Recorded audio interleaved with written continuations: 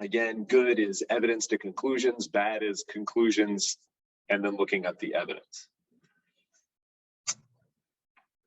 So while we're talking about beliefs and assertions and conclusions, one very interesting thing to find out about this whole manipulations being risky thing is that even the most positive beliefs about manipulations don't match the actual research. People have much more pessimistic views of the risks than actually exist. Chiropractors actually have the most optimistic beliefs. They have the most optimistic beliefs about manipulations in general, but even they are pretty far off the actual risks versus the actual benefits. The interesting thing is, who do you think has the most negative view of manipulations?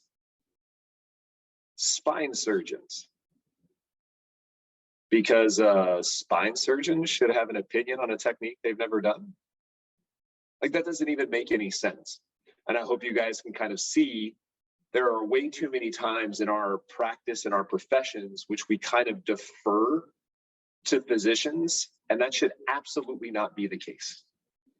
We are the guardians, we are the keepers of the manual therapy practice, and we should be looked at as the experts for manual therapy. You can see here, you know, people believe that like they only reduce herniations 60% of the time and make them worse 30% of the time. It actually ends up, as we go through this, you're going to see that